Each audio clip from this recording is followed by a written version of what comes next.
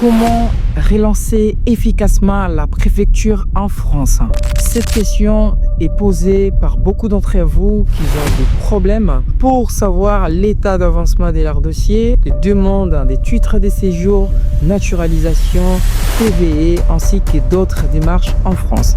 Restez jusqu'à la fin de cette vidéo et partagez au maximum. Abonnez-vous si vous ne l'avez pas encore fait et mettez-le dans le favori parce que vous en aurez besoin. Dans cette vidéo, je vous explique en moins d'1 minute 3 étapes comment relancer efficacement la préfecture. Comme vous le savez, selon l'article R430D-1, les refus de titre de séjour implicites dans un délai de 4 mois ou 190 jours vaut la décision implicite de votre titre de séjour. Mais ce n'est pas toujours le cas. Je vous explique tout dans cette vidéo.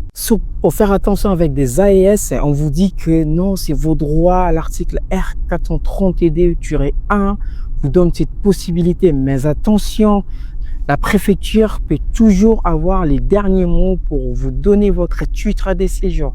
Que personne ne vous dise le contraire. Il est conseillé toujours de traiter à l'amiable et d'une façon respectueuse pour éviter des conflits entre vous et la préfecture. Parce que ça pourrait aussi vous porter préjudice au lieu de vous donner des avantages. Le juge demandera tout simplement à la préfecture d'examiner votre cas.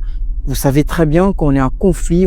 On peut prendre des décisions contrairement à ce qu'on pourrait avoir antérieurement. Ça, c'est pour attirer votre attention.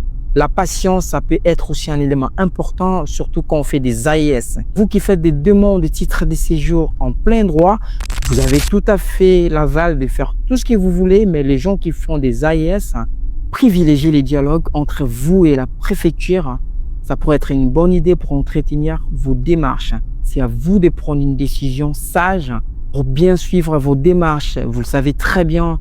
Plusieurs des préfectures aussi, ils sont surchargés. C'est pour cela qu'il faut chercher à comprendre les délais normaux des AES.